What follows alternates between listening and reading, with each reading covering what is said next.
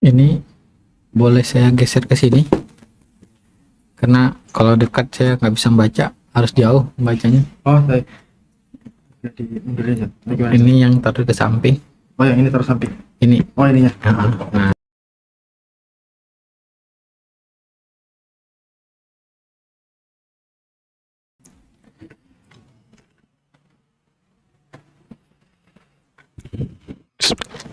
Bismillahirrahmanirrahim. Bismillahirrahmanirrahim. Assalamualaikum warahmatullahi wabarakatuh. Innal hamdalillah nahmaduhu wa nasta'inuhu wa nastaghfiruh wa na'udzu billahi min shururi anfusina wa sayyiati a'malina. Man yahdihillahu fala mudhillalah wa may yudlil fala hadiyalah. Asyhadu an la ilaha illallah wahdahu la syarikalah wa anna Muhammadan abduhu wa rasuluhu la nabiyya ba'd. Kaum muslimin, kaum muslimat yang dirahmati oleh Allah Subhanahu wa taala, kita kembali melanjutkan kajian muamalah maliyah, kaidah kajian yang membahas tentang kaidah-kaidah dalam Islam yang berkaitan dengan mencari harta. Pembahasan kita ambil dari buku Harta Haram Muamalat Kontemporer, yang mana sekarang kita akan melanjutkan masih dalam kaidah sebab diharamkan di dalam Islam karena adanya unsur kezaliman di dalam transaksi tersebut, yang mana sekarang kita akan bahas tentang bagaimana hak cipta menulis buku keislaman.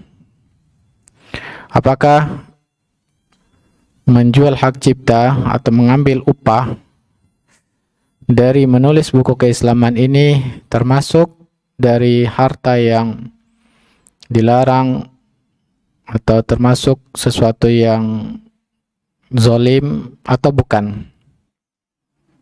Dan kita juga akan insyaallah membahas tentang franchise. Apakah di dalam franchise ini termasuk pembahasan kezaliman, sesuatu yang diharamkan, dan juga kita akan mencoba membahas tentang kezaliman pada orang banyak. Jadi hak cipta ini dimasukkan oleh penulis dalam pembahasan kezaliman pada orang tertentu, begitu juga yang franchise. Kemudian menipu dijadikan oleh penulis dalam pembahasan apakah termasuk menzalimi orang banyak.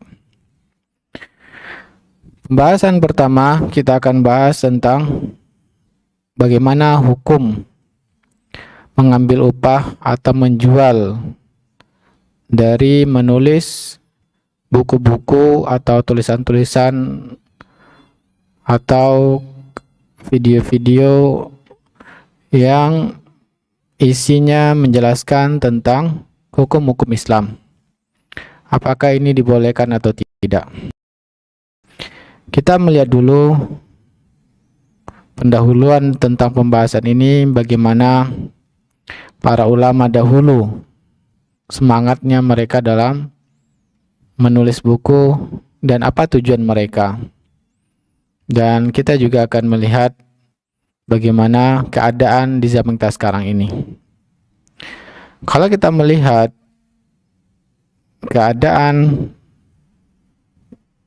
di zaman dahulu dalam masalah menuliskan buku-buku yang menjelaskan ajaran-ajaran keislaman, mereka sangat sulit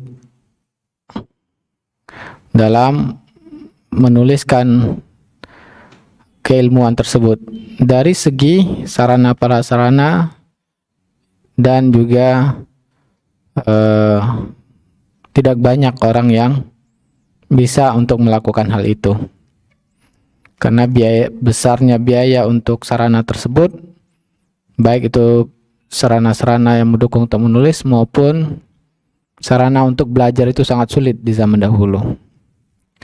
Sehingga para ulama dahulu mereka berantusias, bersemangat untuk menyebarkan ilmu ini agar tersebar, mudah diambil oleh orang lain. Kita lihat bagaimana ya karya-karya para ulama zaman dulu masih ada sampai zaman kita sekarang ini. Di antaranya karya tulisan Imam Malik, yaitu yang berjudul buku beliau Al-Muwatta, yang mana ini ditulis Imam Malik pada abad kedua Hijriah. Jadi kira-kira 200 tahunan setelah Rasulullah SAW wafat. Masih kita nikmati di toko-toko buku sampai sekarang ini karya-karya para ulama dahulu. Kenapa?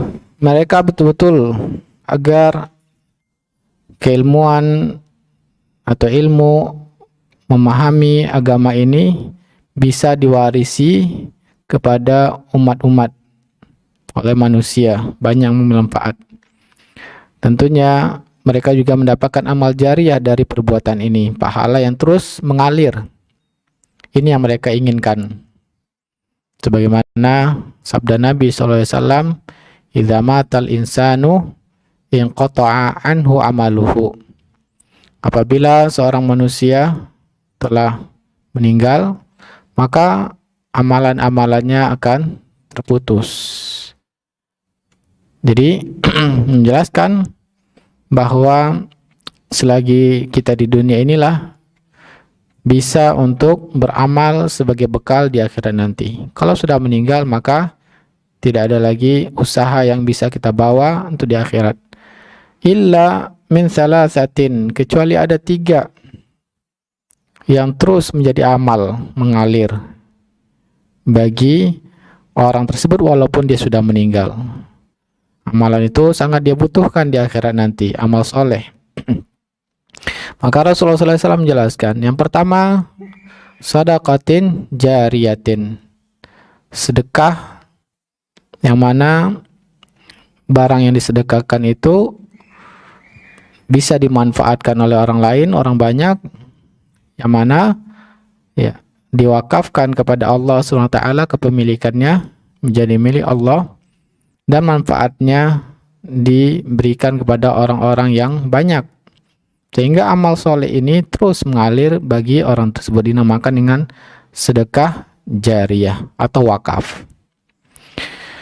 Kemudian yang kedua, ilmin yuntafa'u bihi, ilmu yang senantiasa dimanfaatkan, dipelajari dan diamalkan dan diajarkan lagi.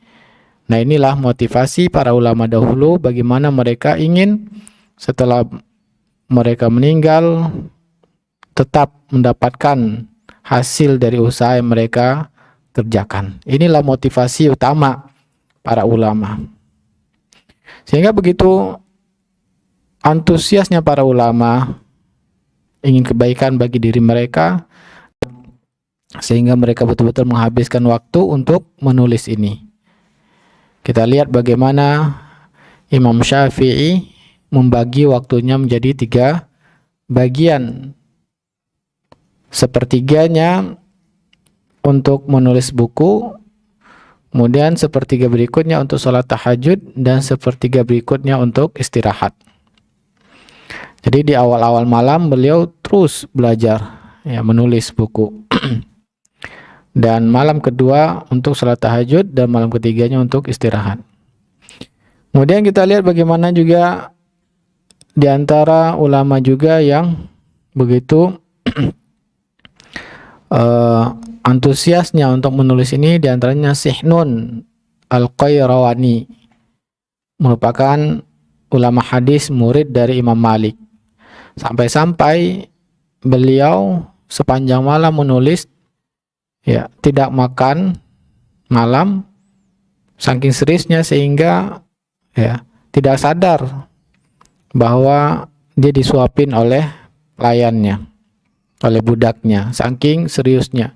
Ketika sudah mau subuh, dia meminta pada pelayannya untuk disiapkan makanan. Kemudian pelayannya mengatakan, tadi sudah saya suapkan kepadamu. Beliau tidak sadar samping seriusnya dalam menulis buku, ya, agar bermanfaat bagi dirinya dan masyarakat. Kemudian juga bagaimana,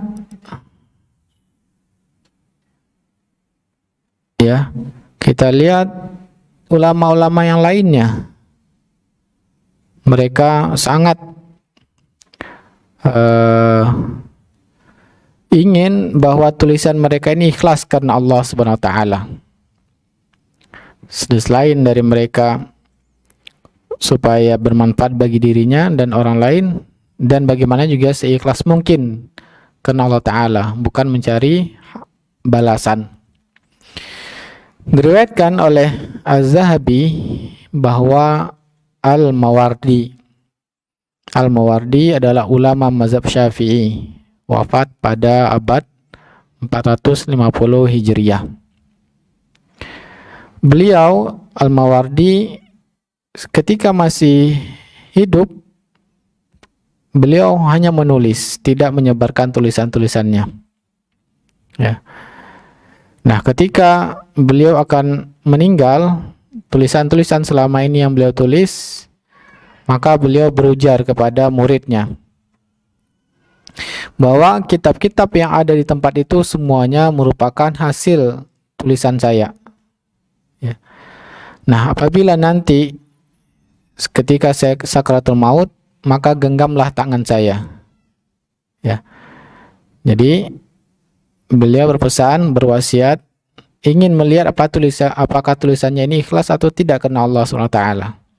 Dengan cara, apabila aku sedang sakratul maut, maka letakkan telapak tanganmu kepada telapak tanganku. Jika aku dapat menggenggam tanganmu, maka ketahuilah amalanku menulis kitab ini tidak diterima Allah Ta'ala, tidak ikhlas. Ya, berarti ada unsur yang lain. Ambillah kitab-kitab itu lalu buanglah ke sungai Dajlah. Kemudian jika aku tidak dapat menggenggam tanganmu, maka itu pertanda amal aku diterima seperti yang aku harapkan. Betul-betul mengharapkan, ya, supaya keinginan pada Allah, ikhlas karena Allah Ta'ala, maka sebarkanlah buku-buku ini. Jadi beliau khawatir selagi masih hidup, ya, ada unsur yang lain yang beliau khawatirkan, ada unsur supaya terkenal, orang alim, atau harapan yang lainnya, sehingga murni keikhlasannya kepada Allah SWT semata yang membalas dari jasa beliau. Nah, inilah kita lihat bagaimana ulama-ulama dahulu, ya, sangat antusias kebaikan bagi dirinya, mendapatkan pahala dari Allah SWT, juga antusias agar ilmu ini diwarisi kepada umat seterusnya agar tidak hilang ilmu ini. Dan dahulu para ulama menulis tersebut itu tujuannya, tetapi bukan mereka menyebarkan. Terkadang muridnya yang menuliskan, dari guru ilmunya, ilmu dari gurunya, kemudian mereka muridnya lah yang supaya tidak hilang, ya, mereka tuliskan dan mereka sebarkan kepada generasi-generasi berikutnya. Jadi bukan keinginan dari guru tersebut. Nah, dari kisah-kisah ulama dahulu, bagaimana mereka betul-betul ikhlas karena Allah SWT dalam menulis buku tersebut. Tetapi kita lihat di masa sekarang, ya, begitu mudahnya sarana untuk menulis tersebut, baik sarana untuk menulis maupun alat tempat menulis tersebut, bahkan bisa dengan kemajuan teknologi, ya, mudah untuk mengcopy, ya, untuk mencetak menjadi suatu buku. Dan bahkan terkadang ada orang oknum-oknum yang mereka copy, ambil dari karya orang lain, kemudian mereka jual dan mereka mengatakan ini adalah miliknya. Nah, Jadi banyak di zaman sekarang ini dengan mudahnya sarana tersebut mengambil manfaat, keuntungan dari karya orang lain dan mengaku itu adalah karyanya dan menjualnya. Sehingga ya muncullah masalah baru. Bolehkah ya mengambil upah dari hasil karya yang dilakukan tersebut?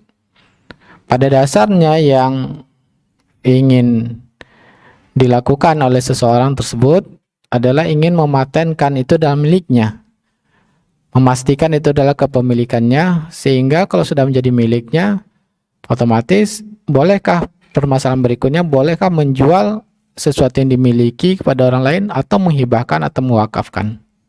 Nah, itu tergantung dari si pemilik tersebut. Sehingga dengan permasalahan tersebutlah muncul ya adanya hak paten dalam penulisan atau dari setiap hasil karya seseorang. Dan berikut pembahasan berikutnya yang mengikut adalah bolehkah mengambil atau menjual dari hasil kepemilikan dari hak paten tersebut? Maka para ulama kita berbeda pendapat. Ya. Pendapat pertama, tidak boleh si penulis mengambil imbalan atas hak cipta karya ilmiah tersebut, yang mana karya ilmiahnya di bidang keislaman. Ya. Tidak boleh mengambil imbalan. Jika diambil termasuk harta haram, termasuk harta haram berarti termasuk bagian kezaliman karena melakukan sesuatu yang haram. Mengingat ini adalah sebuah ibadah yang tidak boleh mengambil upah atas pelaksanaannya. Tadi kita jelaskan bagaimana ibadah dalam menyebarkan ilmu yang bermanfaat bagi orang, dan orang tersebut pun akan mengamalkannya, mendapatkan pahala dari Allah SWT. Kalau sudah mendapatkan pahala, maka tidak boleh lagi mengambil imbalan. Kita lihat dalil-dalil ulama yang mengharamkan. Yang pertama dalilnya berdasarkan hadis dari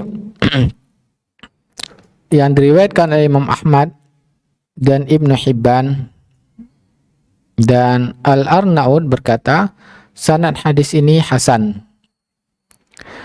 Rasulullah SAW bersabda, man katama ilman, barang siapa yang menyembunyikan ilmu, aljamahullahu yaumal qiyamati, Allah akan mengekang mulut orang tersebut, akan dikekang seperti hewan ya, mulutnya dengan tali seperti kerbau, kuda, akan dikekang pada hari kiamat bili jamin minan nar, dengan tali kekangan dari api neraka. Sabda Nabi ini menjelaskan bahwa larangan untuk menyembunyikan ilmu. Kemudian dalil yang kedua dari ulama yang mengharamkan mengambil imbalan dari menulis buku agama keislaman, karena perbuatan tersebut adalah sebuah ibadah kepada Allah dan tidak boleh mengambil upah atas pelaksanaan sebuah ibadah. Nah, inilah dua dalil yang menjadikan sebagian ulama mengharamkannya. Di antaranya yang berpendapat haram ini adalah Profesor Dr. Ahmad Al-Kurdi dan Syekh Abdullah bin Bayyah. Masalah ini adalah masalah kontemporer, sehingga ulama yang berpendapat pun adalah ulama-ulama kontemporer. Tidak ada perbedaan ini zaman dahulu, ya. Karena zaman dahulu, ya, hak cipta ini tidak ada, sehingga ya tidak jadi masalah. Tidak ada permasalahan ini di zaman dahulu karena tidak adanya hak cipta dari sebuah karya tulis. Pendapat kedua, penulis buku tentang ajaran Islam boleh mengambil upah atas hak cipta penulisannya. Dan inilah pendapat dari berbagai lembaga fikih internasional. Di antaranya lembaga fikih yang dikumpulkan atau di bawah Rabithah Alam Islami, Liga Negara-Negara Islam, ya, yaitu ulama-ulama fikihnya berkumpul negara-negara Islam di Mekah. Rabithah ini pusatnya di Mekah pada tahun 1986. Para ulama dunia berkumpul, mereka membahas tentang hak cipta dari sebuah buku karya ilmiah. Maka memutuskan intinya, ya, perbedaan antara zaman dahulu dengan zaman sekarang. Yang mana sekarang banyak orang-orang yang dengan mudahnya sarana mengambil, ya, tulisan-tulisan orang lain dan mengaku itu adalah miliknya dan dia menjualnya. Menjual kepemilikan orang lain tersebut. Sehingga diputuskanlah hak cipta ini dapat diwariskan kepada ahli waris. Artinya dibolehkan adanya hak cipta yang didaftarkan kepada suatu lembaga. Nah, kita ada hak cipta yang harus kita daftarkan juga supaya terakui di negara bahwa itu adalah milik kita. Nah, dengan demikian kalau sudah menjadi milik kita, otomatis, ya, hukum berikutnya boleh kita untuk menjualnya atau menghibahkan atau mewakafkannya. Jadi fatwa ini menjelaskan, ya, dibolehkan dalam syariat Islam membuat hak cipta tersebut. Dan itu wajib dilindungi oleh syariat, ya, jadi miliknya. Jadi ini masih sesuai dengan syariat Islam, mengakui kepemilikan seseorang atas karyanya tersebut. Orang lain tidak boleh mengambilnya, ya, maka tergantung dari pemiliknya. Apakah dia ingin mengambil imbalan, jasa, menjualnya, ya, atau yang lain-lainnya. Itu pendapat fatwa ulama negara-negara Islam yang diadakan oleh Rabithah Alam Islami. Begitu juga OKI juga ada divisi fikihnya. Ulama-ulama dunia negara OKI yang mereka mengumpulkan ulama fikihnya membahas tentang kepemilikan ini juga pada tahun 1988 di Kuwait. Juga memutuskan hak cipta dan hak paten dilindungi syariat. Pemiliknya berwenang menggunakannya dan tidak boleh dilanggar, dibajak oleh orang lain. Ya, jadi ada hak paten tersebut dan adanya kepemilikan itu sesuai dengan syariat. Juga fatwa dari ulama-ulama kerajaan Arab Saudi, ya, memutuskan demikian juga bahwa tidak boleh menggandakan program komputer yang hak patennya dilindungi undang-undang tanpa seizin pemiliknya. Jadi juga mengakui adanya hak kepemilikan hak paten tersebut sesuai dengan syariat Islam, maka boleh saja orang tersebut untuk memilikinya, menjualnya, atau menghadiahkan atau mewakafkan. Nah, dalil ulama yang membolehkan ambil imbalan tersebut atas kepemilikannya, pertama berdasarkan hadis yang diriwayatkan oleh Imam Bukhari, bahwa Rasulullah SAW bersabda, "Inna ahaqqa ma akhadtum alaihi ajran kitabullah." Sungguhnya yang paling berhak untuk kalian ambil sebagai upah yaitu dari kitabullah, upahan dari Al-Quran, upahan mengajari Al-Quran. Hadis ini menunjukkan bahwa boleh mengambil upah sebagai imbalan mengajarkan Al-Quran. Maka demikian mengajarkan ilmu-ilmu keislaman juga termasuk, ya, menjelaskan Al-Quran tersebut. Maka hadis ini menyatakan bolehnya mengambil upah dari menulis ilmu-ilmu menjelaskan tentang keislaman. Dalil yang kedua, seorang penulis untuk menghasilkan sebuah tulisan akan membutuhkan tenaga dan waktu, ya. Sehingga demikian juga yang terjadi pada mengajarkan Al-Quran, sama-sama membutuhkan waktu. Maka dianalogikan dengan hadis tersebut, boleh mengambil upah balasan dari tenaga dan waktu yang sudah dikeluarkannya untuk hal tersebut. Kemudian ketiga, karya tulisan tersebut adalah hak milik dari penulisnya. Ketika sudah menjadi milik dari penulisnya, berarti tergantung dari pemiliknya apakah ingin menjualnya atau mewakafkan atau menghadiahkan. Maka ya, itu tergantung dari pemiliknya. Dibolehkan saja, tidak ada masalah dalam syariat untuk mengambil upahnya dengan menjualnya.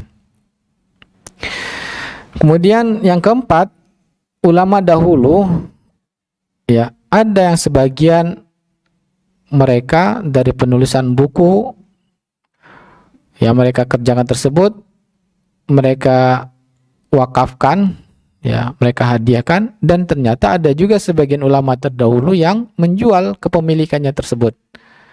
Nah, jadi pembahasan kita adalah fatwa ulama tentang adanya hak paten. Dahulu tidak ada hak paten, tetapi dahulu para ulama sudah ada yang menjual karya-karya tulis mereka. Ya, berarti memang dahulu mereka sudah memahami itu adalah suatu hak milik. Perbedaannya adalah kalau zaman kita sekarang sudah ada pendaftaran hak milik tersebut, dahulu tidak ada. Nah, dahulu ada ulama yang menjual juga dari karya tulis mereka. Di antaranya yang menjual adalah Abu Nuaim al-Asfahani. Abu Nuaim al-Asfahani, beliau menulis buku berjudul Hilyatul Aulia.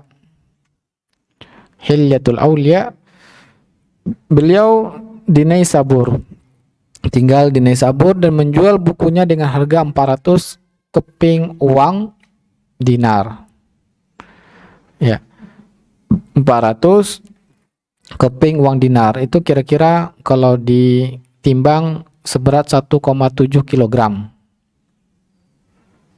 1 kilo berarti 1,7 miliar ya Bu ya. Nah, lebih kurang.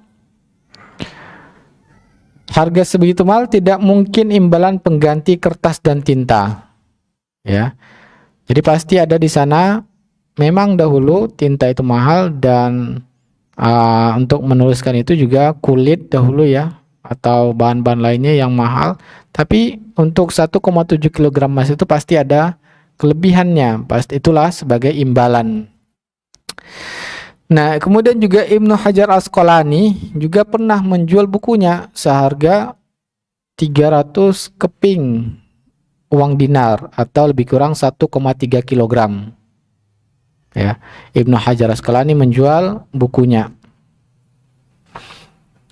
Dan tidak seorang pun ulama yang menyangkal perbuatan tersebut. Ya. Dengan demikian dapat dikatakan inilah kebiasaan yang berlaku, bahwa ada di antara ulama yang menjual dan banyak di antara mereka yang mewakafkan. Tujuannya betul-betul hanya mendapatkan pahala dari Allah Subhanahu wa taala. Kalau kita melihat dari dua pendapat ulama ini, yang pertama mengharamkan dan yang kedua adalah yang membolehkan dengan dalil-dalil tersebut. Kalau kita ingin menguatkan, tentu kita harus menjawab alasan lawan dari pendapat ulama tersebut. Maka kita menjawab, di buku ini menjelaskan jawaban atas dalil ulama yang mengharamkan. Ulama yang mengharamkan tadi pertama mengatakan berdasarkan hadis mangkatama ilman, barang siapa yang menyembunyikan harta. Maka tanggapannya dengan dalil ini tidak kuat, karena hadis ini melarang menyembunyikan ilmu, bukan larangan untuk mengambil upah atau hasil jeripayah dari tenaga atau ya waktu yang sudah dikeluarkan. Hanya larangannya menyembunyikan ilmu. Maka kalau menyebarkan ya ilmu mensyaratkan adanya imbalan atau menjualnya, ini tidak termasuk larangan hadis. Kemudian yang kedua, bahkan Nabi SAW membolehkan, itulah yang paling berhak untuk diambil berdasarkan hadis yang dibawakan oleh Imam Bukhari tadi. Ya. Yang kedua, dalil yang mengharamkan itu adalah suatu ibadah, ya. Maka tanggapannya dalil ini juga tidak kuat karena menulis tentang keislaman sekalipun ibadah tidak terlarang mengambil upah atas pelaksanaannya, sebagaimana mengajarkan Al-Quran dan ilmu keislaman lainnya melalui lisan yang sudah kita bahas pada pertemuan sebelumnya. Nah, jadi dari dua pendapat ulama tersebut, wallahu ta'alam, maka boleh saja ya mengambil upah atas menjual buku-buku atau karya-karya ilmiah maupun CD-CD maupun ceramah-ceramah ya dari yang dilakukan. Maka tidak boleh, karena sudah ada tentang hak cipta ini, dilarang bagi orang yang bukan hak miliknya untuk membajak atau mengambil hak orang tersebut tanpa izin dari pemiliknya. Nah, ini harus kita perhatikan bahwa para ulama dunia mengakui bahwa hak paten tersebut adalah sesuatu yang sesuai dengan syariat Islam, maka haram bagi kita untuk mengcopy, membajak hasil karya yang lain dan memperjualkannya juga sesuatu yang diharamkan kecuali izin dari pemiliknya. Permasalahan berikutnya kita akan bahas tentang franchise atau waralaba. Kenapa franchise ini dimasukkan dalam bab ini?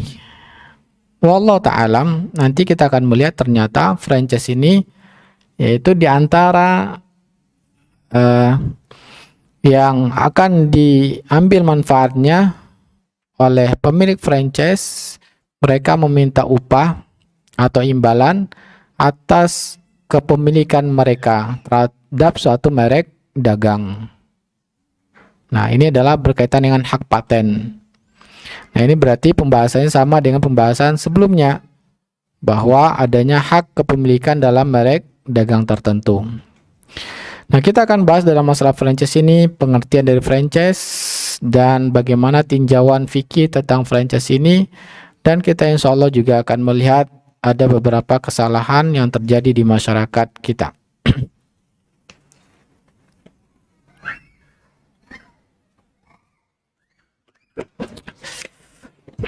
Salah satu bentuk dari pengakuan hak cipta atau merek dagang bahwa ini memiliki nilai harta dan dapat dipindahtangankan dengan imbalan, yaitu dikenal dengan zaman kita sekarang ini adalah sistem franchise atau waralaba. Nah, ini kita lihat sangat banyak bisnis-bisnis sekarang menggunakan sistem franchise ini. Nah, kalau kita melihat dari segi bisnis, ini sangat menguntungkan. Ya, apa keuntungannya?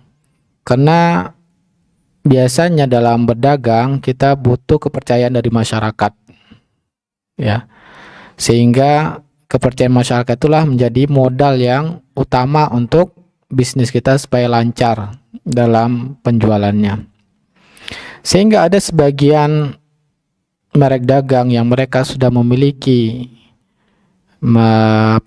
kepercayaan, nilai kepercayaan di masyarakat, mereka ingin menawarkan kepada orang lain untuk kerjasama, ya, agar dagangan orang tersebut akan dikenal masyarakat baik. Nah, sehingga bagi pemula dalam berbisnis, ya, ini sangat menguntungkan. Mereka tidak perlu lagi repot-repot untuk memperkenalkan barang dagang mereka di masyarakat karena sudah diakui oleh pemilik merek dagang yang sebelumnya kualitasnya juga akan dijaga oleh mereka. Nah, ini dari segi bisnis sangat menguntungkan. Ya, sangat banyak orang mengambil kesempatan ini dengan cara franchise tersebut, waralaba tersebut. Tetapi kita akan melihat bagaimana tinjauan syariat tentang franchise ini. Pada dasarnya kalau kita melihat secara umum, apapun bentuk muamalah tersebut dibolehkan. Hukum asalnya adalah dibolehkan. Dan apalagi kalau ini sangat menguntungkan bagi kedua belah pihak, bagi pemilik merek dagang dan juga bagi orang yang ingin ikut mendapatkan keuntungan dari merek dagang tersebut. Maka ini sangat menguntungkan kedua pihak. Maka tentunya ini sesuai dengan syariat Islam. Tetapi jika terdapat hal-hal yang bertentangan dengan syariat Islam, tentulah kemudahan keuntungan tersebut menjadi sesuatu kesulitan dan sesuatu yang haram, berdampak buruk bagi kita di dunia dan di akhirat nanti. Makanya perlu kita membahas masalah franchise ini. Kita melihat dulu pembahasan yang pertama, pengertian dari franchise ini. Asosiasi franchise di Inggris mendefinisikan franchise itu adalah suatu kontrak antara pemilik merek dagang atau hak paten. Kemudian dengan franchise, dengan pembeli. Ya, jadi kesepakatan antara pemilik merek dagang dengan pembelinya, yang mana ada ketentuan-ketentuan diantaranya berikut ini. Ya. Ketentuan yang pertama, nah ini kita lihat ya, yang didefinisikan oleh asosiasi dari waralaba ini. Ketentuannya yang pertama, pihak franchise dibolehkan, pihak pemilik merek dagang dibolehkan untuk melakukan hal-hal tertentu. Pihak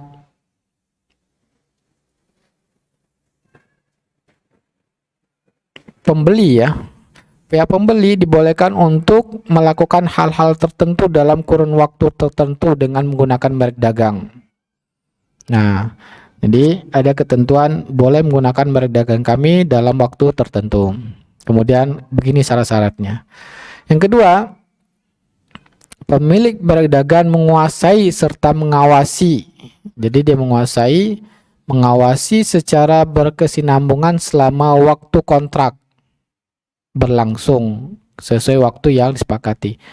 Jadi konsekuensi pertama yang kedua adalah pemilik merek dagang akan menguasai dan kepemilikannya masih atas milik dia, dan serta mengawasi. Yang ketiga, ketentuan berikutnya, pemilik merek dagang berkewajiban membekali pihak pembeli dengan segala sesuatu yang berkaitan dengan kegiatan dagang atau kegiatan usaha tersebut. Kemudian berkewajiban juga membantunya dalam hal tersebut, khususnya kegiatan yang menjadi objek lisensi franchise. Ya.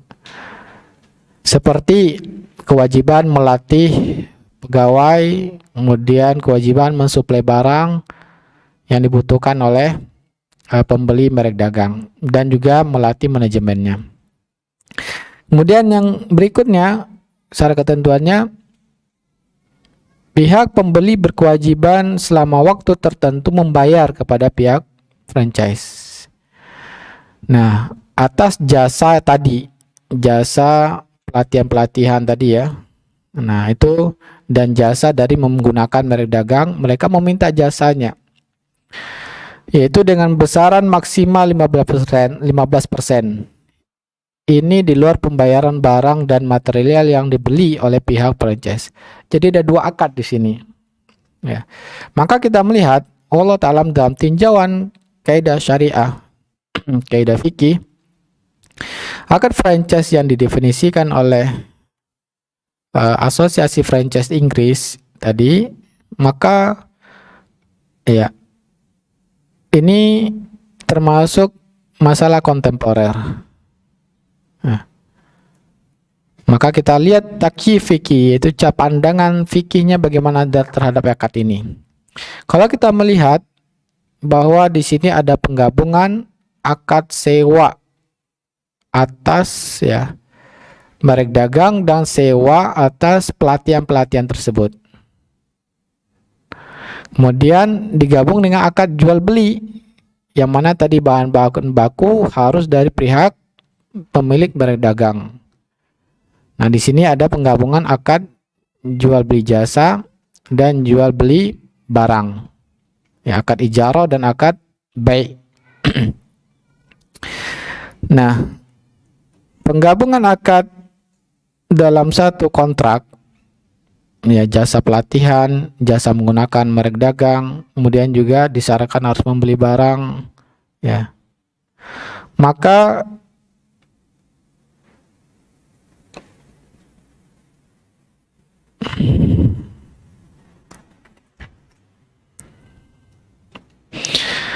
Penggabung akad ini ya dibolehkan oleh syariat sebagaimana yang telah dijelaskan sebelumnya tentang hukum menjual hak cipta dan hak paten. Ya.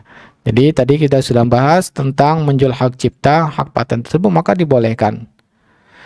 Yang pertama adalah akadnya di dalam franchise itu akad ijarah, yaitu menjual hak patennya dan juga menjual pelatihan tersebut. Di antara hak patennya tersebut konsekuensinya ada pelatihan-pelatihan. Ya. Kemudian di sini ada akad jual beli barang.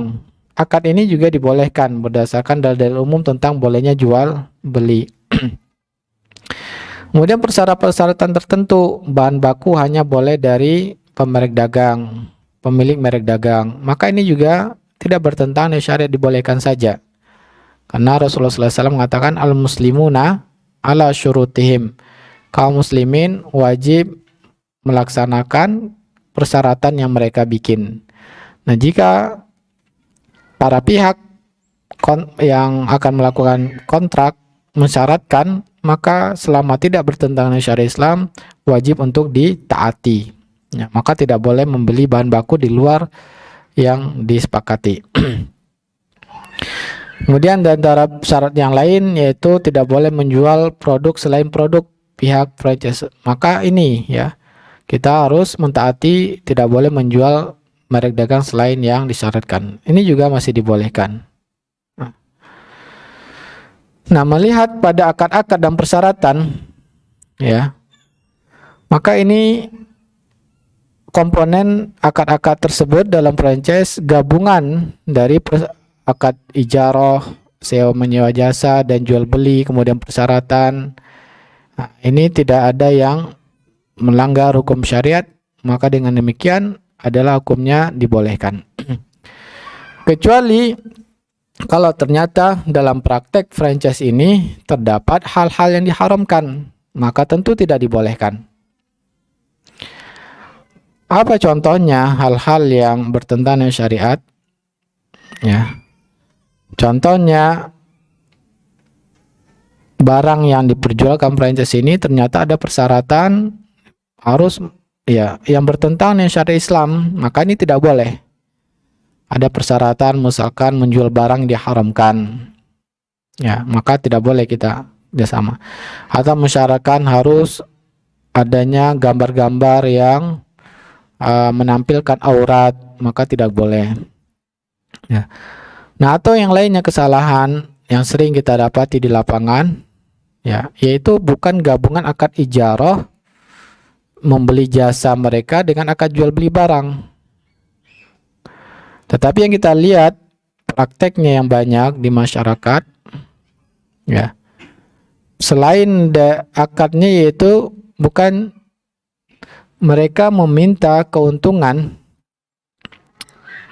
Keuntungan itu pertama yang mereka minta adalah mereka tidak mengerti akad, tapi mereka meminta pihak pemilik merek dagang ini pertama meminta jasa yang tetap di awal.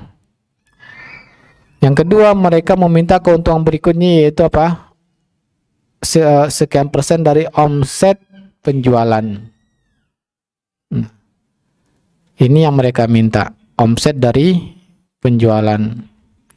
Nah, di sini letak kesalahan praktek yang terjadi pada franchise yang banyak kita temukan di masyarakat. Mereka minta bagi keuntungan berdasarkan omset penjualan. Nah, meminta bagi keuntungan persentase dari omset ini adalah sesuatu yang gharar. Ya, ini adalah sesuatu yang gharar, adanya ketidakjelasan, ya. Bisa menzolimi dari pihak adanya pihak yang akan dizolimi, sehingga inilah menyebabkan ya franchise itu diharamkan. Wallahu ta'ala, karena pembagian upahnya berdasarkan omset, ya. Maka ini bolehkan, tadi kita sudah menjelaskan ya.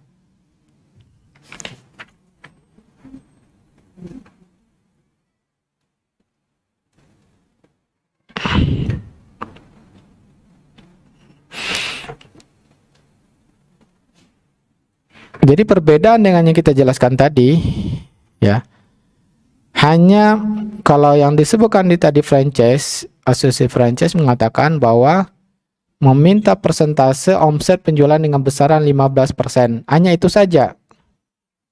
Paham? Saya ulangi lagi. 15% dari omset maksimal 15% dari omset penjualan ini sebagai upah mereka. Nah, omset 15% dari penjualan itu upah mereka. Tapi yang kedua adalah akad jual beli. Jual beli dari merek dagang. Tapi prakteknya mereka yang kesalahan pada franchise-franchise yang ada di masyarakat kita, mereka itu minta upah yang tetap, ya, meminta upah tetap, misalkan selama 2 tahun kontrak minta upahnya sekian, ya. Jadi bukan jual beli barang, tapi minta upah atas pelatihan, kemudian mengatur manajemen selama berapa tahun minta upah sekian. Kemudian selain itu mereka juga meminta persentase dari omset. Nah ini ya, jadi tidak ada akad jual beli barangnya. Wallahu ta'ala. Nah itu yang saya lihat beberapa kali konsultasi dari waralaba yang ada, di antaranya bentuknya ya rumah makan yang waralaba tersebut. Setelah saya lihat ternyata ada unsur ghorornya dari adanya 2 akad sewa keduanya, ya. Ada 3 berarti. Mereka juga mengadakan barang jual beli, kemudian minta jasanya itu 2 kali, dari jual beli omset dan juga dari kontrak. Berarti 3 kali, 3 akad yang digabungkan. Oh, dalam di situ ada unsur 1 jasa tapi ada 2 upah. Jasa persentase penjualan dan juga jasa tetap yang mereka minta. Nah, sehingga yang gorornya adalah ada jasa tetap dan jasa persentase dari omset selain dari akad jual beli. Nah itu kesalahan praktek yang dilakukan di franchise waralaba yang ada di masyarakat. Semoga hal itu ya bisa mereka rubah sehingga tidak menzolimi salah satu pihak. Nah soal berkaitan yang kezoliman,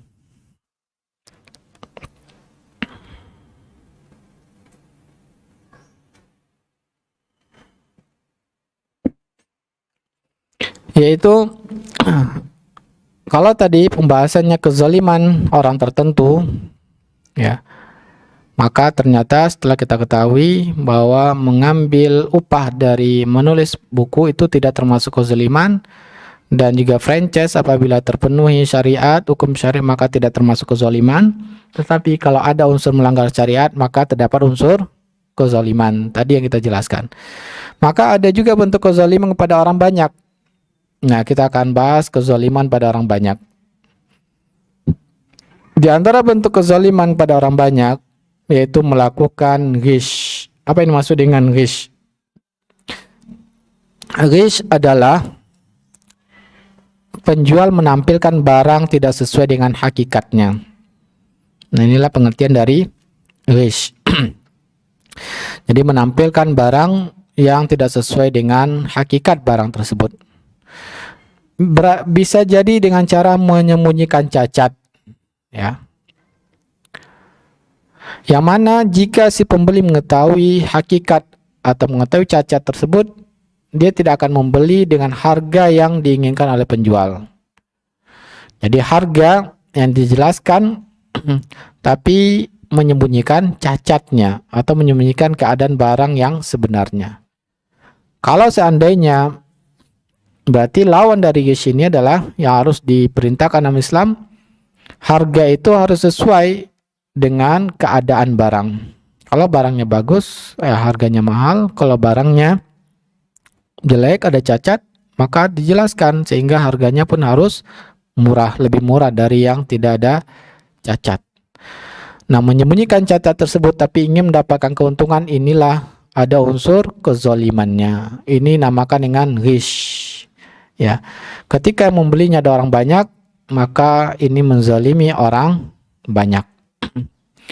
Padahal di dalam Islam mengharamkan bersikap mencari keuntungan tetapi menzolimi orang banyak. Ya, apalagi salah satunya diantaranya adalah menyembunyikan cacat.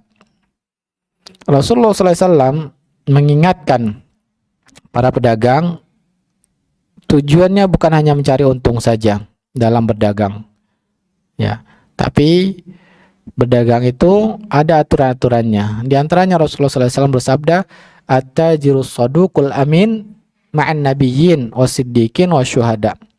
Para pedagang yang jujur dan mereka bisa dipercaya dibangkitkan bersama para nabi dan orang-orang yang jujur kepada Allah mengamalkan Islam ini dan orang-orang mati syahid. Hadis ini diriwayatkan oleh Imam Tirmizi dan mengatakan hadis ini hasan. Rasulullah SAW mengatakan dan berkata Rasulullah SAW pasti benar bahwa balasan pedagang yang jujur, mereka derajatnya nanti di akhirat dibangkitkan bersama para nabi, orang-orang mati syahid, dan orang-orang siddiqin. Menunjukkan bahwa pedagang jujur dan percaya ini adalah sesuatu derajat yang tinggi di dalam Islam apabila mereka bersikap jujur. Ternyata kalau kita perhatikan, para nabi adalah orang yang paling berat ujiannya, ya.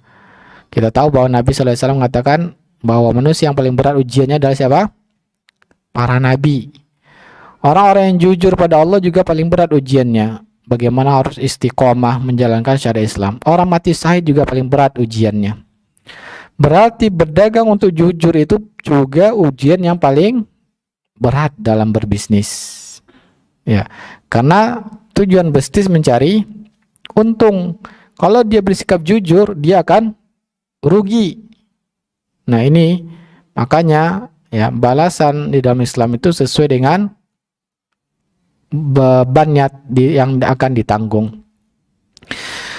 Rasulullah SAW bersabda, "Fa'in sadaqa wa bayyana burika lahuma fi bai'ihima wa in kadzdzaba wa katama muhiqat barakatu bai'ihima." Nah, di antara bentuk anjuran Islam untuk bersikap jujur bahwa dengan kejujuran itu akan mendapatkan keberkahan dari harta. Kalau dia tidak jujur, maka tidak berkah harta yang didapatkannya. Keuntungan tadi maka menjadi ya keburukan, harta yang haram bagi dirinya dan azab di akhirat nanti. Dan kita lihat bagaimana orang-orang yang melakukan kecurangan dalam berdagang, ya mereka diazab oleh Allah Ta'ala di dunia dan juga di akhirat nanti kalau tidak bertobat. Di antaranya kaum Madian, mereka melakukan curang dan akhirnya Allah SWT mengazab mereka di dunia ini, yaitu dengan mereka dikumpulkan oleh Allah SWT di lapangan yang luas. Karena begitu panasnya udara, tidak ada udara bertiup, akhirnya Allah musnahkan mereka dengan azab petir, ya, seketika maka mereka pun mati, ya, diazab karena berlaku curang. Menunjukkan bahwa ya azabnya begitu besar dan balasannya juga besar di dalam Islam.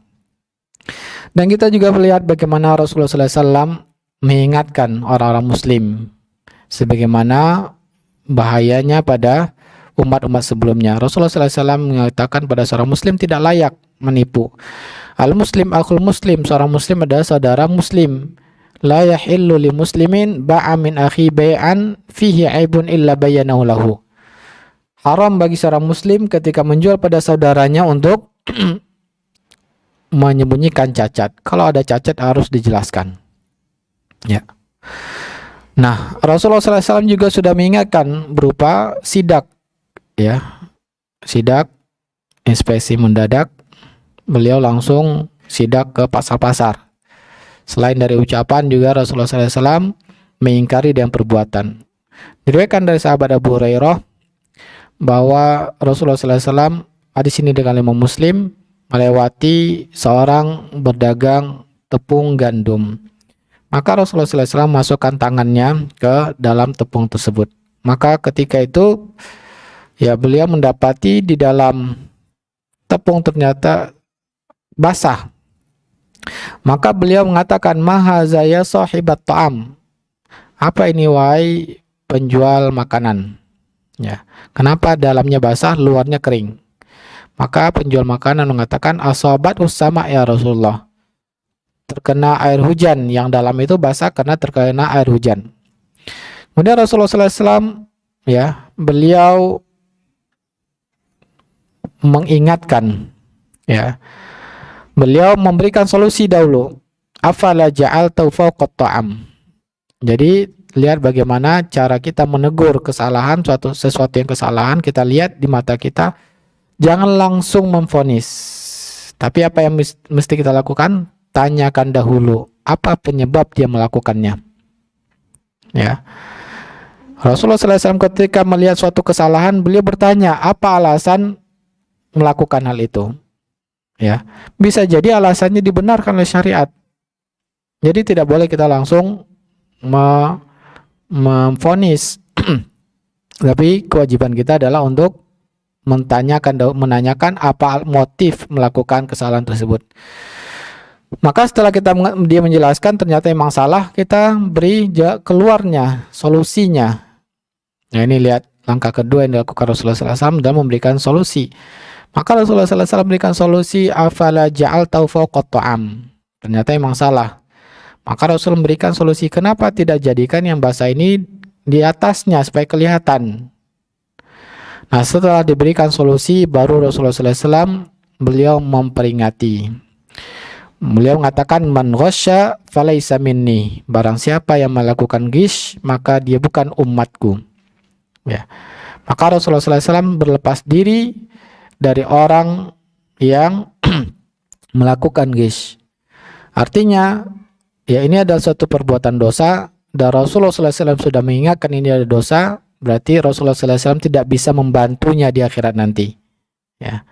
Rasulullah SAW sudah berlepas diri dari orang yang melakukan dosa ghish ini, menipu dalam berdagang, karena Rasulullah SAW sudah menyampaikannya. Dan beliau mengingkari orang yang melakukan dosa bukan dari umatnya. Nah, kita lihat bagaimana para ulama dahulu mereka betul-betul sangat takut dalam masalah ghish ini, dalam adanya kecurangan dalam berdagang. Bahwa diriwayatkan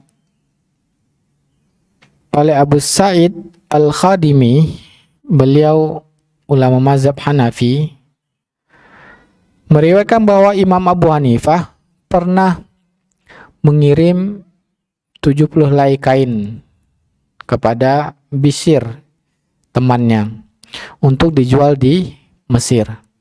Ya.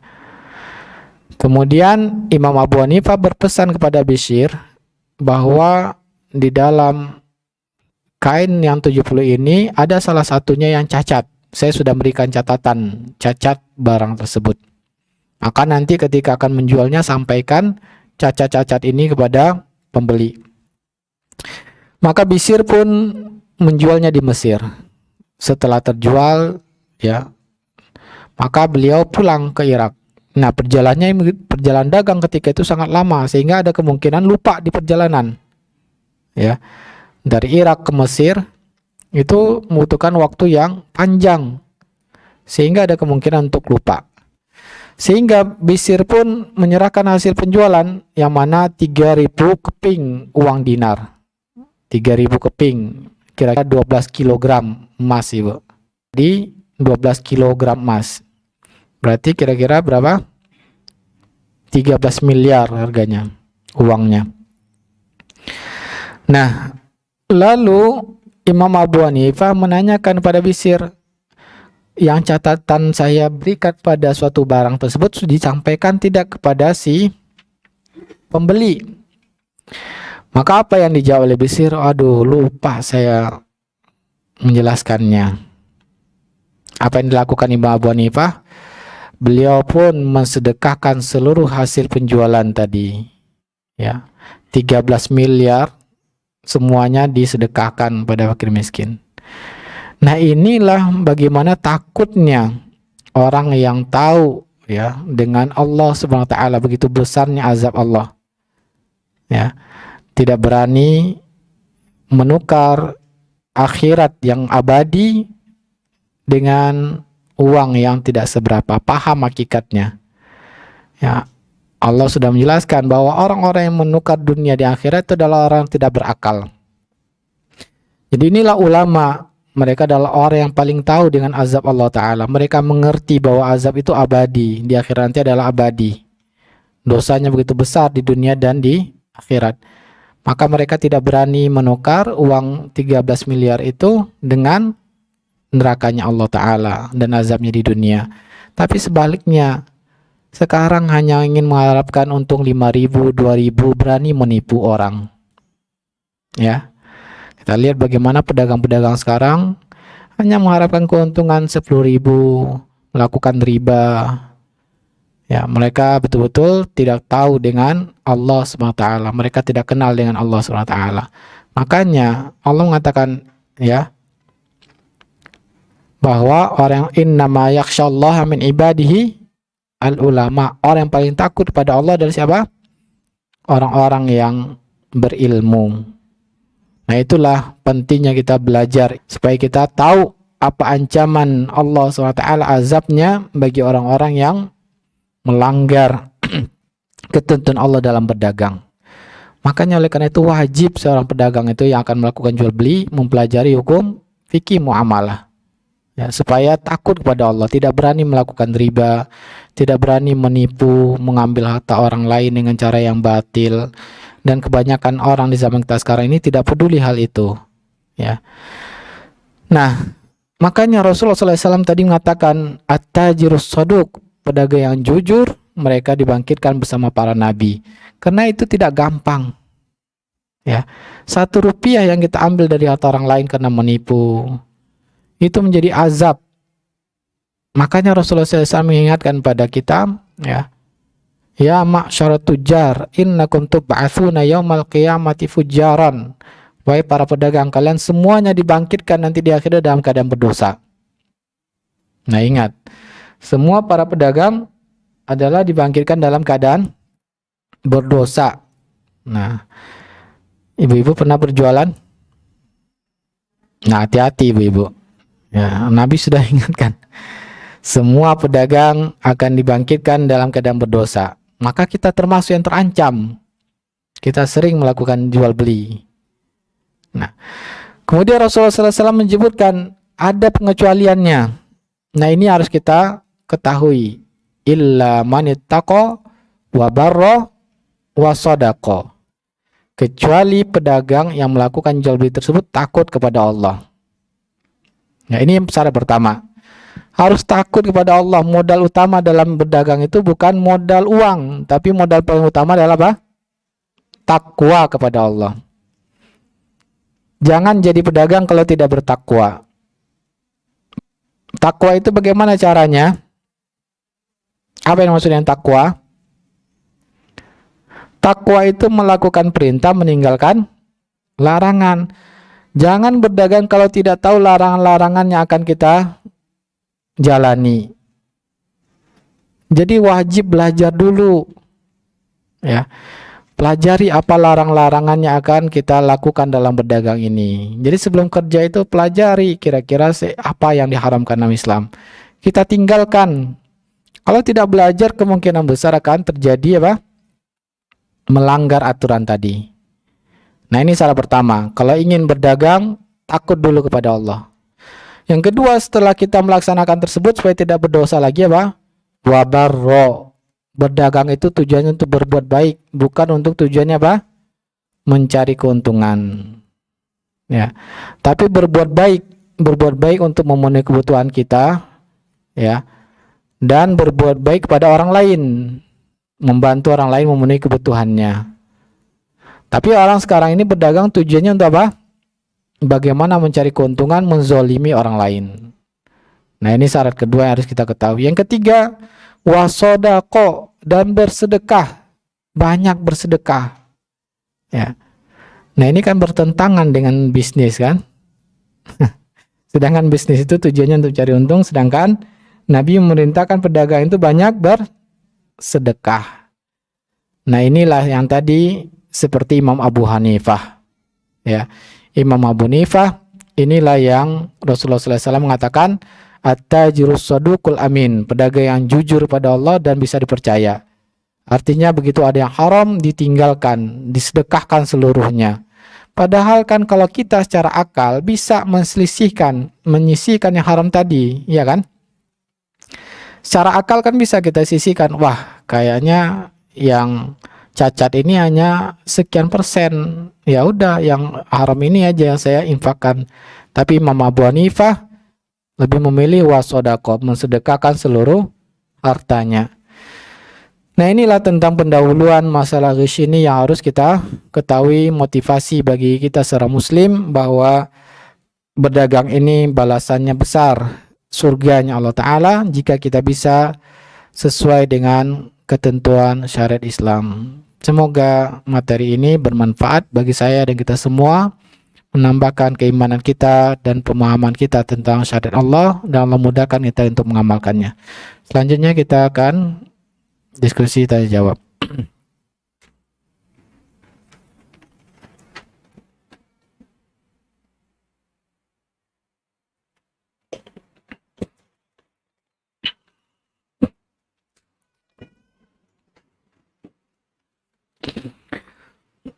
Assalamualaikum Ustadz. Izin bertanya, bagaimana hukumnya jual beli yang serah terimanya seperti ini? B. Penjual menaruh barang di centel di pagar. Di centel ini bahasa apa ini, Bu?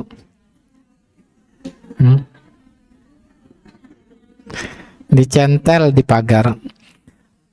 Pembeli menaruh uang dicentel di pagar. Ya. Boleh atau sahkah jual belinya? Ya, saling mencentel ya. Ya. Jual beli centel ini istilah baru ya. Dalam bahasa kita ini jual beli centel, tapi dalam bahasa fikih jual beli mu'atoh. Ya, mu'atoh itu artinya apa? Tidak ada ucapan-ucapan, hanya taruh-taruh saja. Ya, si pembeli ambil barangnya dan menaruh uangnya kepada si penjual. Ini dinamakan dengan mu'atoh. Jual beli mu'atoh, pendapat yang kuat dari para ulama, dibolehkan. Ya. Kenapa dibolehkan? Dalilnya bahwa tidak ada aturan secara rinci dalam syariat dalam cara jual beli, ya, caranya. Sebagian ulama diantaranya mazhab Syafi'i mensyaratkan harus ada ucapan ijab dan qabul, saya jual saya beli, ya. Ini yang disyaratkan dalam mazhab Syafi'i. Tapi jumhur ulama mengatakan tidak ada persyaratan untuk mengatakan jual dan beli.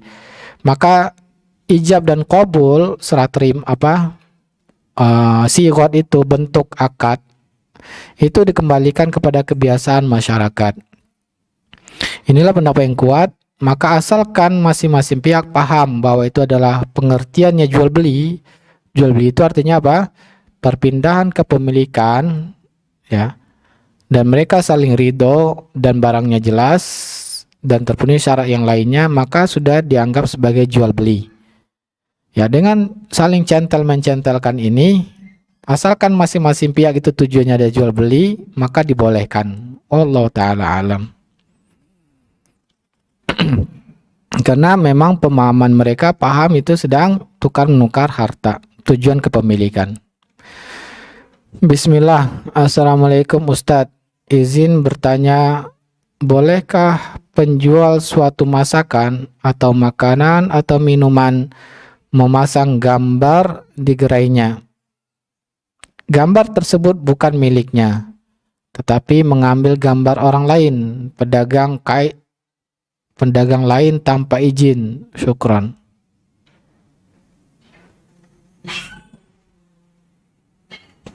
Kenapa nggak ngambil gambar dagangnya sendiri?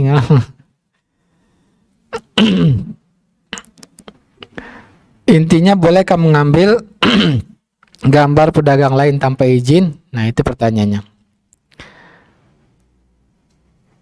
Nah, soal hak cipta tadi yang kita jelaskan, ya. Pertama,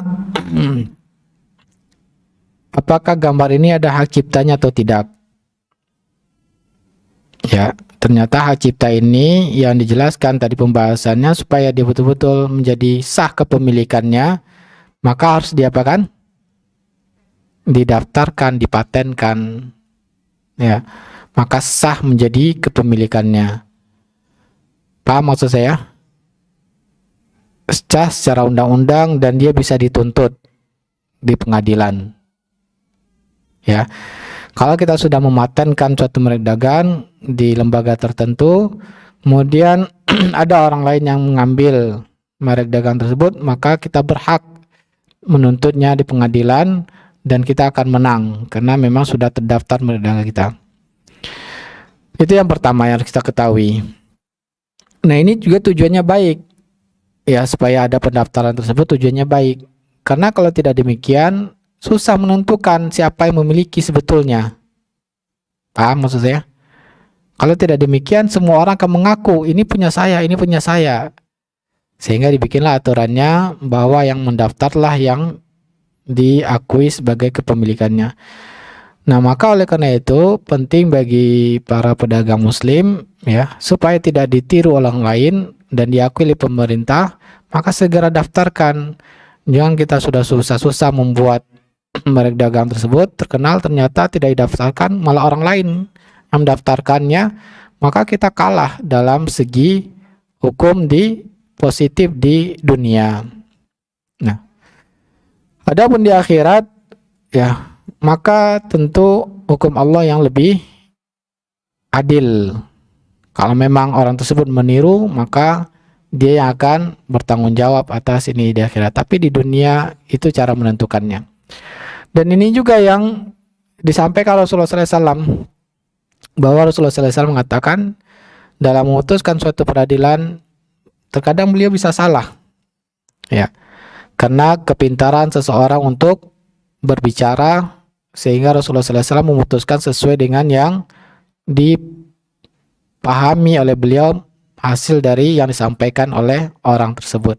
Terkadang saya salah memutuskan karena pandainya seorang dan sekalian menyampaikan, maka saya akan memutuskan sesuai dengan yang disampaikannya di dunia. Adapun di akhirat nanti Allah yang akan mengazabnya. Maka oleh karena itu ya, pentingnya kita untuk merek dagang tersebut. Kemudian mengambil foto orang lain. Sebetulnya kalau dalam hukum positif, kalau tidak didaftarkan foto ini tentu tidak tidak dianggap mencuri kalau tidak didaftarkan. Tetapi yang kita khawatirkan adalah kalau seandainya pedagang tersebut tidak rela, tidak ridho bahwa gambarnya diambil begitu saja, atau juga ada unsur penipuannya, ternyata gambar makanannya itu hasil karya kita berbeda sebetulnya dengan yang dibikin oleh orang lain ya. Nah, ini juga takutnya ada unsur penipuannya, maka ya hindari hal ini. Hindari mengambil gambar orang lain, pakai gambar sendiri. Wallahu ta'ala alam. Ya. Bismillah. Bagaimana hukumnya membeli barang dari penjual yang belum memiliki barangnya? Pesan dulu baru dibelikan. Nah, kalau mengatakan pesan dahulu, ya belum melakukan jual beli, maka boleh saja.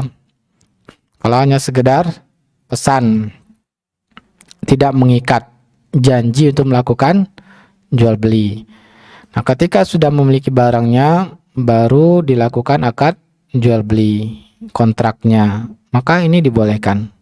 Ya, wallahu ta'ala alam. Tapi kalau pesan maksudnya tidak boleh dibatalin, nah ini kadang-kadang kita akan rancu, ibu-ibu. Pesan ya. Nah, begitu barangnya sudah ada, saya nggak jadi ngambil. Ah, pokoknya nggak bisa, kan kamu sudah pesan. Nah, ternyata jual beli maksud pesannya. Nah, berarti itu bukan pesan, tapi jual beli sebetulnya. Maka itu tidak boleh. Paham perbedaannya? Perbedaannya kalau pesan itu baru janji jual beli, belum jual beli. Tapi kalau sudah mengatakan nanti pas sudah barang dipesan tidak boleh dibatalkan, berarti jual beli, maka tidak boleh. Ya, itu perbedaan antara pesan dengan akad jual beli. Berarti kalau pesan itu boleh untuk dibatalkan. Nah, itu boleh, dibolehkan. Karena dia belum memiliki barang. Saya tidak ditawari Saya ditawari bawang. Tidak disebutkan spesifikasinya. Pas diantar ternyata tidak sesuai gambar yang ditawarkan. Apakah boleh saya kembalikan?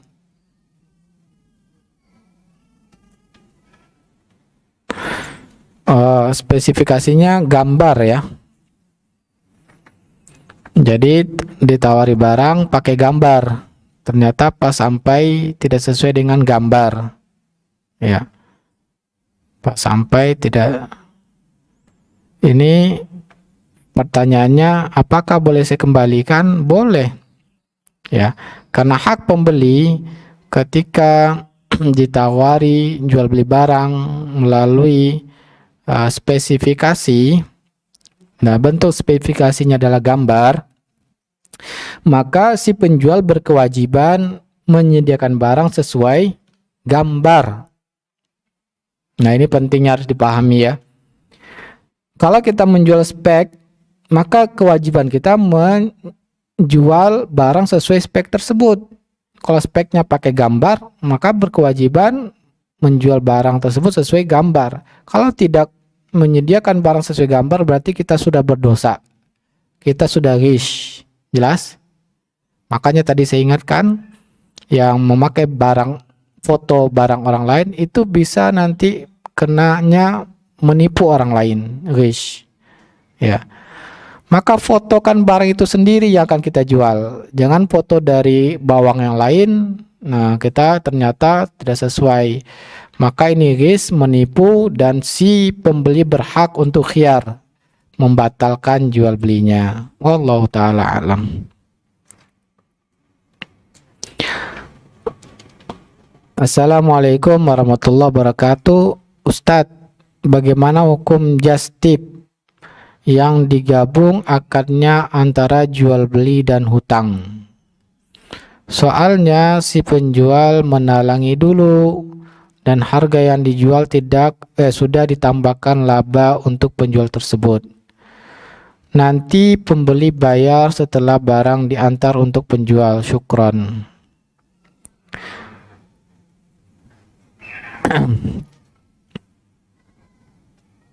Sebaiknya hindari bentuk transaksi seperti ini. Kenapa? Karena dia dikhawatirkan bahwa keuntungan dari menjual tersebut ya merupakan ada hubungannya dengan akad talangan ya, sehingga menjadi riba keuntungannya. Ini yang dikhawatirkan berdasarkan sabda Nabi SAW, la yahillu salafun wa bai'un. Tidak halal menggabungkan akad jual beli dengan akad utang piutang. Kenapa dilarang Nabi? Sadduz zari'ah, supaya tidak terjadi celah adanya keuntungan dari akad utang piutang, yang mana keuntungan itu bisa menjadi riba, pertambahan diharamkan. Maka ya jangan melakukan bentuk akad yang seperti ini. Caranya, solusinya bagaimana? Solusinya si pembeli tersebut, pemesan barang, dia yang langsung mentransfer semua harga barang dan jasanya. Berapa jasanya dan berapa harga barang langsung ditransfer dari awal. Hanya wakil untuk membelikan saja. Ya. Wakil, inilah solusinya terhadap kebutuhan kita untuk membelikan barang pada orang lain. Kita yang transfer seluruh pembayaran. Wallahu ta'ala alam.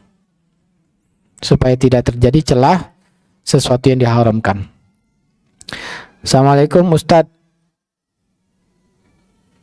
bagaimana hukum berjualan lewat marketplace, Tokopedia, Lazada, apakah diperbolehkan? Syukran wa jazakallahu khairan. Ya, selama tidak hal-hal yang diharamkan, maka dibolehkan secara umum. Ya, karena marketplace itu sama saja dengan kita berjualan di pasar konvensional, menitipkan barang di sana. Ya, kalau mall-mall itu, mall-mall yang ada itu kan yang konvensional. Barang-barang itu titipan dari produsen. Paham? Ya. Begitu juga toko-toko banyak yang barang-barang titipan dari produsen. Maka itu dibolehkan saja. Asalkan transaksinya tidak bertentangan dengan syariat Islam, wallahu ta'ala. Tapi kalau sudah ada bentuk-bentuk transaksi yang diharamkan, maka tidak boleh kita melakukan transaksi tersebut. Kalau pertanyaannya hanya hukum berjualan lewat marketplace, maka secara umum boleh. Ya, saya tidak tahu rinci bagaimana caranya di sana. Maka kalau ibu ingin tahu hukum rincinya, tanyakan permasalahan yang rinci dalam masalah hal tertentu. Kalau pertanyaan umum, saya akan menjawab secara umum. Assalamualaikum warahmatullahi wabarakatuh. Masya Allah, ini panjang ya. Semoga Ustadz dan keluarga senantiasa ada dalam rahmat dan kasih sayangnya Allah Ta'ala. Ustadz izin bertanya, Bapak saya menghibahkan rumah untuk kami, anak-anaknya, dan sudah melalui proses akte ke notaris, serta seluruh biaya notaris. Anak-anaknya yang menanggung. Namun saat ini Bapak saya berniat untuk menjual rumah tersebut, dan kami akan mendapatkan masing-masing 10% dari hasil penjualan. Di dalam akte ada poin yang menyebutkan bahwa untuk menjual rumah tersebut harus melalui persetujuan kami. Jika salah satu dari kami tidak setuju, maka penjualan itu dianggap batal. Dan ada juga satu poin di dalam akte bahwa selama Bapak masih hidup, pengelolaan rumah tersebut masih menjadi tanggung jawab Bapak, dan hasil dari sewa rumah tersebut juga masih menjadi milik Bapak, walaupun secara akte sudah atas nama anak-anaknya. Pertanyaannya, apa yang harus kami lakukan dengan niat Bapak menjual rumah tersebut dan membaginya masing-masing 10%, serta sisanya menjadi hak milik Bapak kembali? Apakah kami tetap mengikuti keinginan Bapak atau mengikuti sesuai isi akte hibah, yaitu apabila terjual maka dibagi rata? Mohon penjelasannya, afwan panjang Ustadz, syukran jazakallahu khairan.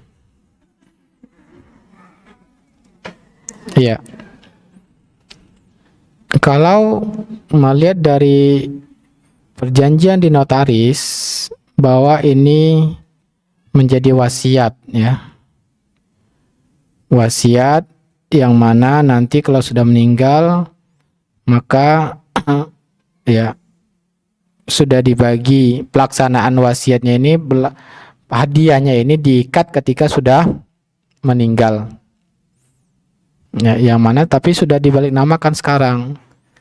Baik, jadi kita coba pahami ya. Hadiah, tapi hadiahnya mengikat. Kapan terjadinya hadiah ini? Ketika sudah meninggal. Berarti hadiahnya menjadi wasiat. Paham? Dia menjadi wasiat. Karena baru diserah terimakan secara, ada dua hal yang bertentangan dalam notaris ini. Pertama, bertentangan bahwa ini hadiah tapi sudah balik nama. Tapi kepemilikan balik nama ini sah, ya, baru dianggap kalau sudah meninggal. Karena selagi masih hidup, masih dikelola oleh Bapak dan hasilnya untuk Bapak. Bisa juga maksud dari notaris ini sudah sah menjadi milik anak-anak, ya. Jadi ada dua kemungkinan, sudah sah menjadi milik anak-anak dan Bapak hanya hak mengelola dan hasil ngelola itu anak-anak menghibahkannya kepada si Bapak. Paham maksud saya? Nah, ini ada dua kemungkinan. Jadi anak-anak sebetulnya sudah menjadi milik mereka, sudah balik nama. Cuman mereka disarankan harus membagi, mereka setuju hadiahnya hasilnya itu mereka hadiahkan pada orang tua. Jadi orang tua hanya menumpang, ya. Maka ini pemahaman yang kedua. Wallahu ta'alam, pemahaman kedua ini yang lebih dekat kayaknya.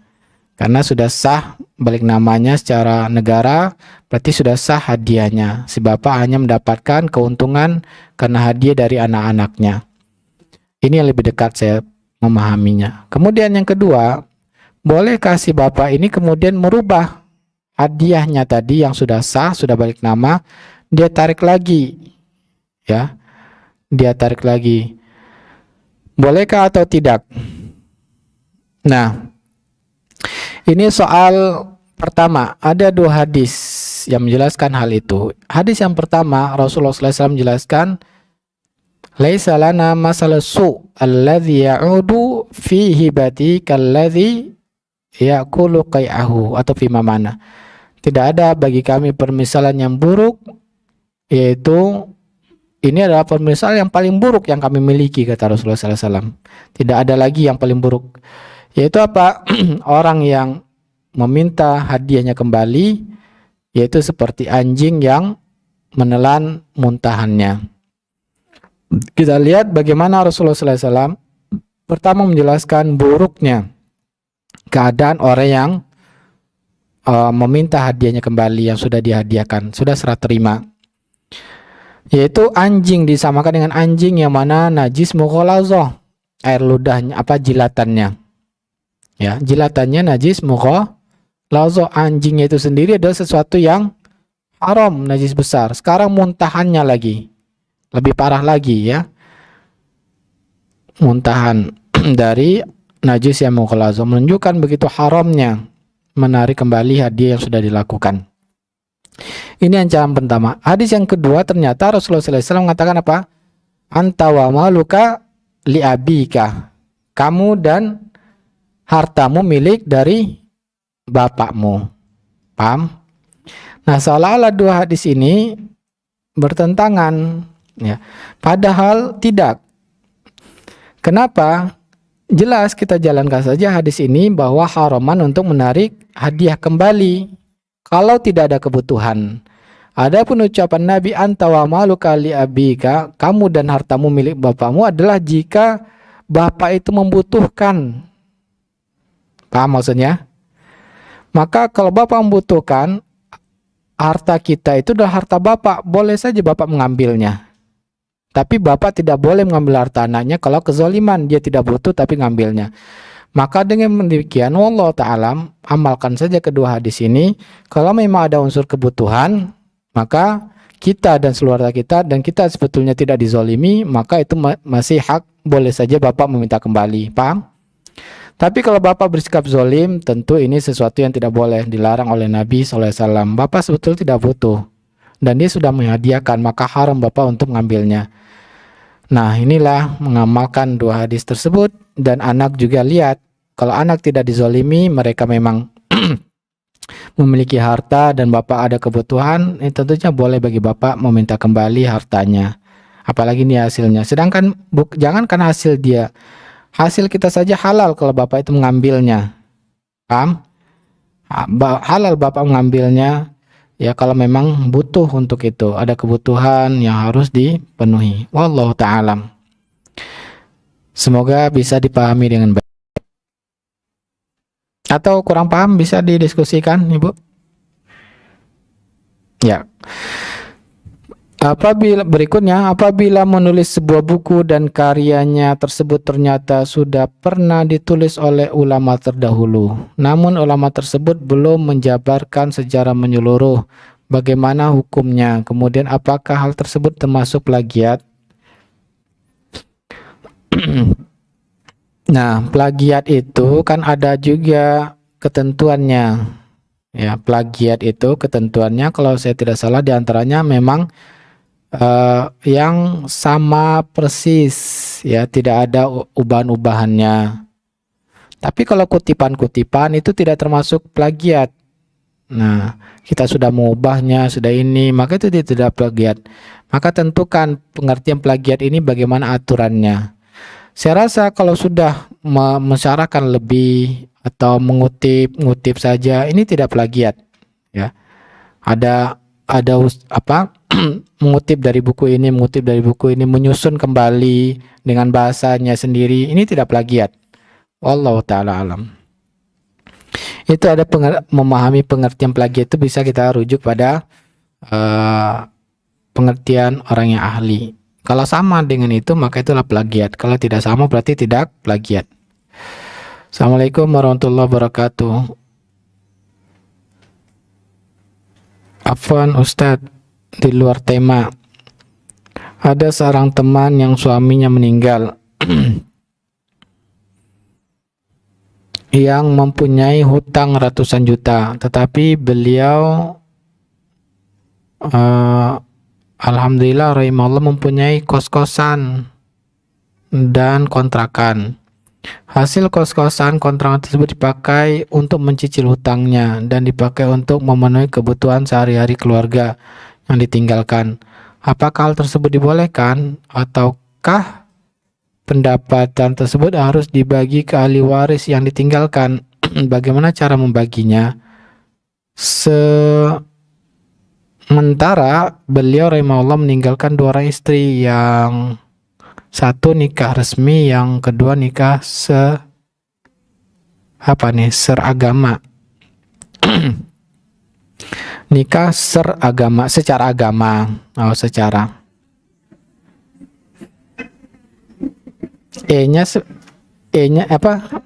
C-nya seperti L ini, Bu. Selera agama, secara agama.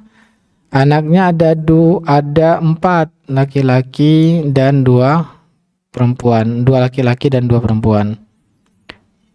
Ya. Nah, pertanyaannya tadi yang saya pahami, punya kos-kosan tapi masih punya utang. Yang dilakukan selama ini mencicil utangnya dari hasil kontrakan. Ya. Maka ini salah caranya. Kenapa? Karena harta warisan yang ditinggalkan itu, apa yang pertama kali harus dilakukan? Pertama kali dari harta yang ditinggalkan itu adalah untuk mengurus jenazah dari harta yang ditinggalkan. Yang kedua dari harta yang ditinggalkan untuk menutupi seluruh hutangnya. Ya. Hutang baik kepada Allah maupun hutang pada manusia, ya, ini wajib ditutupi dulu dari harta peninggalan. Kenapa? Karena kalau tidak ditutupi berarti almarhum berarti di kuburan ya sedang diazab. Karena itu yang disampaikan Rasulullah SAW ketika Abu Qatadah, bahwa beliau menjamin utang seorang sahabat yang meninggalkan utang 2 dinar apa 2 dirham, saya lupa, dinar kalau nggak salah. Maka beliau yang menjamin, saya akan membayarnya Rasulullah. Rasulullah SAW awalnya tidak mau mensolatkannya. Ya, kemudian Abu Qatadah, sahabat, menjamin saya akan bayarkan Rasulullah. Nah, kemudian baru Rasulullah SAW mau mensolatinya. Kemudian besoknya Rasulullah SAW bertanya, apakah sudah dibayarkan? Maka dijawab, belum ya Rasulullah. Besoknya lagi tanya Nabi, sudah dibayar apa belum? Belum. Nah, besoknya tanya lagi, sudah. Maka Rasulullah SAW mengatakan, al-an barida jildu, sekarang baru kulitnya dingin. Menunjukkan bahwa adanya azab kubur bagi orang yang meninggalkan hutang. Maka jangan sekali-kali kita berhutang, ya, kalau tidak mampu membayarnya. Kecuali memang kita menyampaikan kepada orang yang berikan hutang dan dia siap untuk resiko itu, dan semoga Allah melunasi hutangnya, Allah membayarkan. Memang untuk kebutuhan pokok mendasar. Paham? Jadi sifatnya sudah menjadi sedekah sebetulnya, bukan hutang. Tapi pada dasarnya kalau kita memiliki hutang harus ada aset yang kita jaminkan untuk melunasi hutang tersebut. Sebagaimana Nabi berhutang, beliau menjaminkan apa? Baju besinya. Jadi begitu itu beliau meninggal langsung lunas dengan aset yang dijaminkan. Maka kalau kita berhutang tidak mampu bayar, pertama harus menyampaikan kepada si orang meminjamkan bahwa saya mampunya begini, dan dia merelakan, ya, direlakan oleh orang tersebut. Dan kita betul-betul ada kebutuhan sangat penting, dan kita memohon kepada Allah agar Allah melunasinya, dan pasti Allah akan membantunya dalam melunasinya. Ini syarat dalam berhutang. Nah, jadi yang dilakukan mestinya aset yang ditinggalkan ini lunasi hutangnya, jual, lunasi segera hutang almarhum supaya tidak menjadi beban dalam barzahnya. Nah, kemudian sisanya itu yang baru dibagi, ya, kepada ahli waris. Wallahu taala alam. Kalau tidak, maka bisa menjadi ini. Atau kalau hutangnya memang dicicil, berarti belum ada kewajiban jatuh tempo. Paham? Nah, misalkan memang hutangnya aja belum ada kewajiban jatuh tempo. Nah, maka ini dimusyawarahkan dengan ahli waris, ya. Sebetulnya tadi si kawin pertama harusnya dijual dulu asetnya. Tapi dikhawatirkan, ya, sulitnya menjual aset. Maksudnya sulitnya menjual aset, belum laku juga, maka disewakan. Hasil sewanya ini memang untuk memenuhi kebutuhan pokoknya intinya bagaimana secara hukum waris ketika seorang meninggal, harta tersebut selain dari yang tadi menjadi hak ahli waris. Kewajiban pertama tadi harus melunasi hutangnya, sisanya itulah menjadi hak ahli waris. Maka ini yang dipertimbangkan tahapan demi tahapan berikutnya. Wallahu ta'ala alam. Assalamualaikum warahmatullahi wabarakatuh. Ustadz bertanya bagaimana cara bertaubatnya orang yang mengurangi timbangan karena tidak mungkin menggantikannya satu persatu.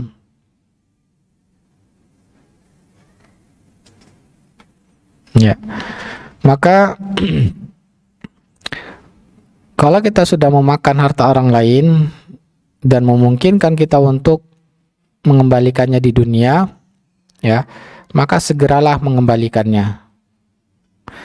Maka ini yang diperintahkan Rasulullah SAW, maka hendaklah kalian meminta halal di dunia sebelum nanti di akhirat, maka tidak ada lagi harta yang dinar dan dirham. Maka ketika itu amal soleh. Maka perintah bagi kita, kalau ada kita makan harta orang di dunia ini, harus mencari orang tersebut, kembalikan hartanya. Ya. Nah, kenapa? Kalau tidak akan dibawa mati. Nah, pertanyaannya, Ustadz, sulit mengetahuinya, Ustadz. Pembelinya nggak tahu kita di mana. Berarti yang tahu tadi wajib kita kembalikan. Ketika tidak kita mampu untuk mencari orang satu persatu dan lupa wajah mereka, maka Allah mengatakan la yukallifullahu nafsan illa wus'aha. Allah tidak membebani pada kita yang tidak mampu untuk melakukannya. Maka berdoalah kepada Allah, semoga Allah mengampuni dosanya dan perkirakan, ya, kalau dia masih memiliki harta tersebut, perkirakan yang haram tersebut, berikan, ya, niatkan untuk pemilik harta diberikan pada fakir miskin. Wallahu ta'ala alam. Ini yang sampaikan para ulama. Semoga orang tersebut di akhirat nanti mau merelakannya, mendapatkan, ya, gantinya pahala yang mengalir pada mereka, dan mereka ridho akan itu. Kalau tidak, ya kita tanggung risiko nanti di akhirat. Menunjukkan bahayanya makan harta orang lain tersebut. Bismillah, afwan, mau tanya di luar tema. Misal ada orang yang berhutang ke saya, teman, tapi bilang 1 bulan, sekarang sudah 3 tahun belum bayar, ditagih alasan terus. Misal tidak ditagih karena sudah lelah nagih, tapi belum ikhlas. Apa nanti di akhirat akan ditagih karena saya yang tidak menagih lagi? Iya, tadi sudah kita jelaskan bahwa utang di bawah mati. Maka nanti tagihnya di akhirat, Bu. Dan itu lebih bermanfaat bagi Ibu, amal soleh. Kita butuh amal soleh di akhirat daripada uang, ya. Nah, kita butuh amal soleh, minta amal soleh kamu nanti. Mana untuk saya, gitu. Tagih. Assalamualaikum Ustadz, bolehkah orang yang sudah deal akan suatu akad jual beli, kemudian pihak pembeli membatalkan sepihak setelah barang dibeli, kemudian mengembalikannya, kemudian minta dikembalikan uangnya, bolehkah pihak penjual mengembalikan uang tersebut 50% saja karena akad sudah terlaksana dan pembatalan sepihak? Jangankan 50%, 100% ibu tolak boleh. Ya, kalau tidak ada alasan yang jelas. Bukan karena cacat, bukan karena khiar syarat, ya. Memang hanya keinginan dia saja yang batal tanpa alasan. Maka boleh si penjual menolaknya. Saya tidak memberikan uang kamu. Itu kan sudah jadi jual beli. Memang itu konsekuensi jual beli. Ya. Nah, berarti kalau kita menerima 50% saja untuk mengembalikannya, maka kita sudah bersedekah 50%-nya. Ya, kenapa? Rasulullah SAW mengatakan, man aqala musliman aqalallahu usrata yaumil qiyamah. Barang siapa yang membatalkan jual beli saudaranya, maka Allah mengampuni dosa-dosanya di akhirat. Jadi sebetulnya sudah sah. Ya, milik kita uang, milik dia adalah harta. Maka terserah kita uang tersebut kita apakah mengembalikan atau tidak. Tapi kalau kita nerima 50%, berarti kita sudah bersedekah 50% tersebut. Ya, Allah akan mengampuni dosa-dosa kita. Wallahu taala alam. Alhamdulillah, selesai semua pertanyaan. Cukup, Ibu? Cukup ya. Semoga ini bermanfaat bagi saya dan kita semua, dan kita akhiri dengan doa kafaratul majelis. Subhanakallahumma bihamdika asyhadu an la ilaha illa anta astaghfiruka wa atubu ilaik. Wassalamualaikum warahmatullahi wabarakatuh. بسم الله الرحمن الرحيم